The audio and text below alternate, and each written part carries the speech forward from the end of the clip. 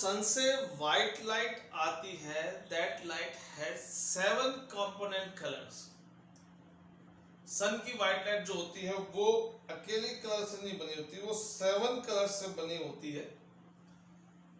7 colours मिला के हम देखते हैं तो हमें व्हाइट दिखती है। आज हम क्या करने वाले हैं, वो जो व्हाइट लाइट है जो 7 कलर से बनी हुई है उसको 7 कलर्स में डिवाइड कर रहे हैं using a glass prism. And this phenomena of splitting of a white light into its 7 component colors is known as dispersion of white light। नमस्कार, मेरे फिजिक्स के सारे उस्ताद, नाम शेखर, काम फिजिक्स को इजी बनाना।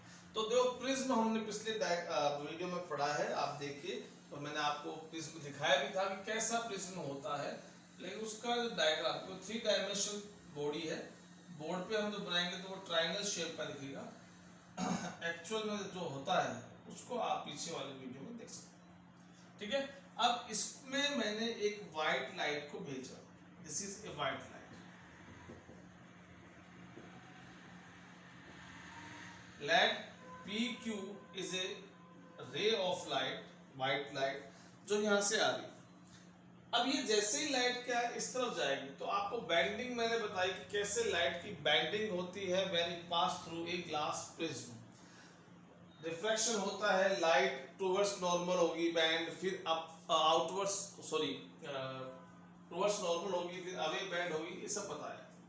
तो अब यहाँ भी हम उसको दोबारा बैंड करके बता रहे हैं आपको। और इस बार यानी अगर this prism is not in between the path of this रे, this will be the actual path, this will be actual path of white light, ठीक है जी।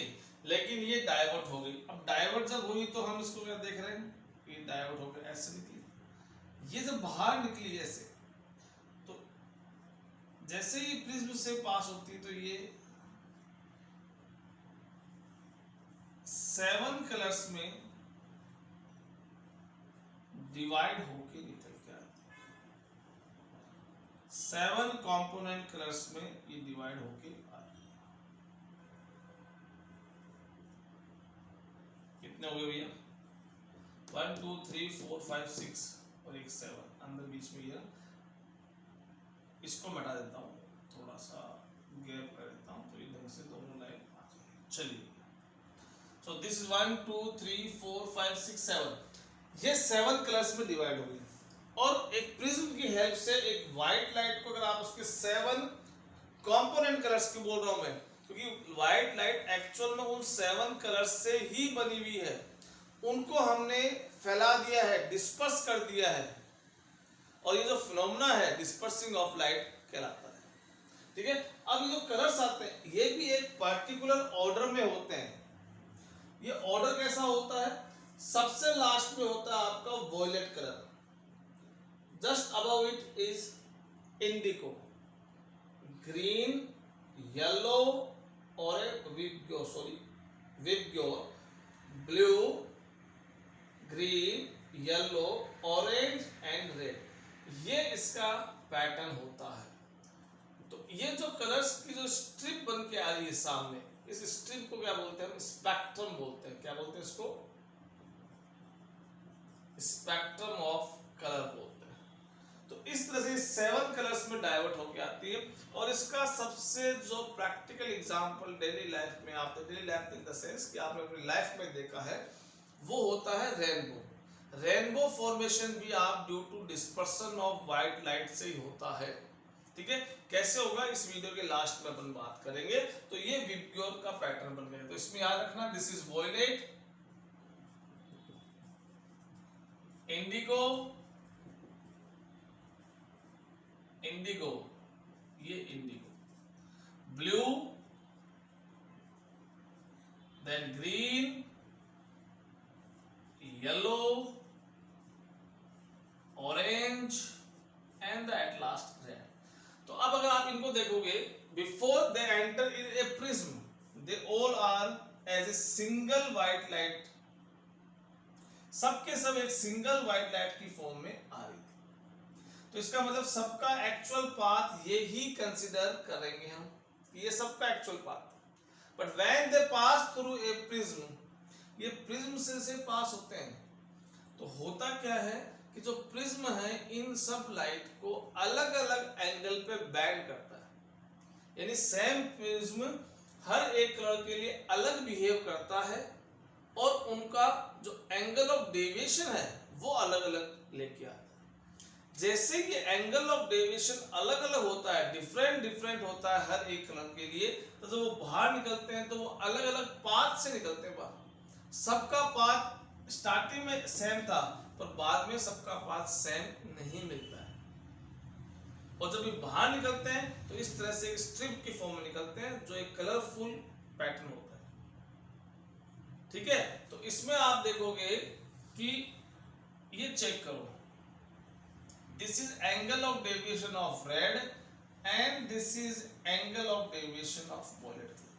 तो अगर आपसे पूछे लिस्ट डेविएटेड कलर कौन सा है, तो आंसर है आपका रेड। ये लिस्ट डेविएटेड है, ये अपने एक्चुअल पाथ से कम डेविएट हुआ है। और मोस्ट डेविएटेड कलर कौन सा हुआ, वॉयलेट। वॉयलेट ज्यादा डेविएट हुआ। इसका मतलब हम ये कह सकते हैं कि वॉयलेट कलर को बैंड ज्यादा किया है इस प्रिज्म ने, रेड कलर को इसने सबसे कम बैंड किया, बाकी सब इनके बीच में आ रहे हैं वैल्यू। तो ये जो फिनोमेना है बेसिकली इसे हम क्या बोलते हैं, डिस्पर्सन ऑफ व्हाइट लाइट। ये डायग्राम हमें ड्रॉ करना आना चाहिए, ये बेसिकली अपने एग्जाम में आता है। चलिए, अब जब न्यूटन भाई साहब थे, उन्होंने थोड़ा सा और एडवांस सोचा और इस एक्सपेरिमेंट को थोड़ा सा और एक्सटेंड किया। उन्होंने क्या किया, एक इन्वर्टेड प्रिज्म यूज किया। जैसे सपोज ये हमारा अभी वाला सिचुएशन का है, suppose this is your white light. अब आप बताइए कि इस व्हाइट लाइट में से एक स्पेक्ट्रम निकलेगा जिसमें सबसे ऊपर रेड होगा और सबसे नीचे वॉयलेट होगा। मैं इसको ऐसे रिप्रेजेंट करूंगा और ये बाहर निकल रहे दोनों, रेड और वॉयलेट की फॉर्म में। पर उसने क्या किया, एक इन्वर्टेड प्रिज्म रख दिया यहाँ पे ऐसे। अब जैसे ये प्रिज्म रखता है, क्योंकि एक्सपेरिमेंट कर रहा तो रिजल्ट देखेगा। रिजल्ट उसने क्या देखा कि these line, these all 7 colors will again emerge out in the form of white light। सारे के सारे कलर वापस व्हाइट लाइट की फॉर्म में बाहर आ गए। जैसे इसमें एंटर किया, फिर डेविएट हुए, इन्वर्टेड इमेज यूज किया, उससे क्या हुआ, ये 7 कलर्स वापस के साथ वापस व्हाइट लाइट की फॉर्म में आपके मिल जाते हैं। ठीक है, तो ये क्वेश्चन भी सीबीएसई लेवल पे आया हुआ है और ये डायग्राम उन्होंने पूछा भी आपसे कि इसको बना के बताना है। ठीक है जी, तो ये हमारे इसको प्रिज्म को लेके 2 डायग्राम थे। अब जो एप्लीकेशन मैंने बताई थी आपको कि जो एप्लीकेशन है प्रिज्म की, डिस्पर्सन ऑफ व्हाइट लाइट की, वो कौन सी है, रेनबो है। छोटा सा एग्जांपल दे रखा अपने बुक में, तो हम स्टडी कर लेते हैं। अब देखो रेनबो में एक्चुअल में क्या होता है, रेनबो कब बनता है, बारिश रुक जाने के बाद बनता है। दूसरी कंडीशन, बारिश रुकने के बाद सन भी आपका बादलों से छुपा हुआ है वो बाहर आ जाना चाहिए। अगर मान लो बारिश रुक गई है लेकिन अभी भी बादल से पूरा आसमान ढका हुआ है तो आपको रेनबो नहीं दिखता है। बारिश होने के बाद में सन की लाइट आना शुरू हो जाए, यानी आसमान आपका क्लियर हो जाए, इसकी आपका स्काई है वो क्लियर जब हो जाए तब आपको रेनबो विजिबल होता है। तो होता क्या है, बारिश के बाद क्या होता है कि कुछ हल्की हल्की फुहार बोले तो उसको ड्रॉपलेट्स बोलते हैं।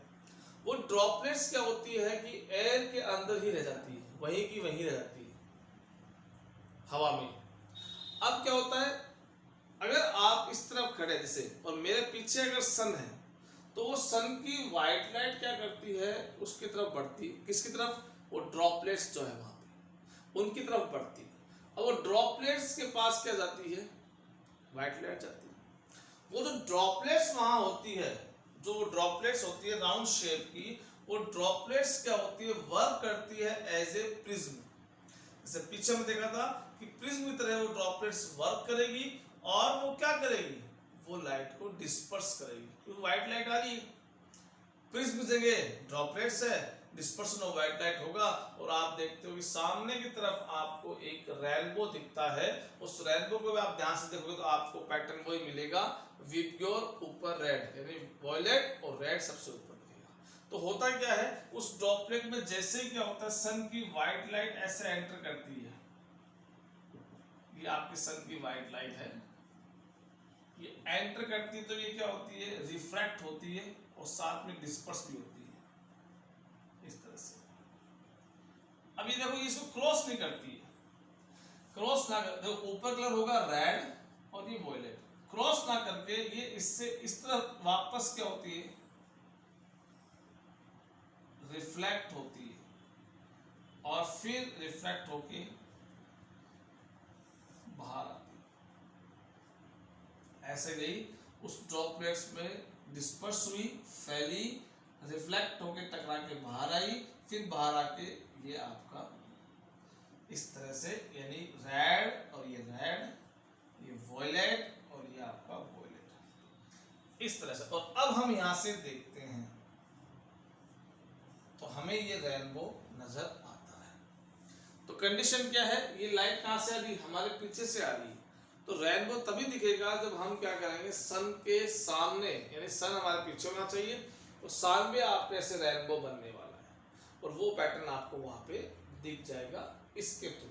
तो यहाँ से यही प्रोसेस होके हर एक ड्रॉपलेट में ये प्रोसेस होता है और एक स्क्रीन आपके सामने रेनबो की फॉर्म में मिलती है। तो ये सिंपल बेसिक एग्जांपल है जो अपने एनसीईआरटी की बुक में दे रखा है कि हाउ टू रेनबो फॉर्म। ठीक है, ये हमारा प्रिज्म था।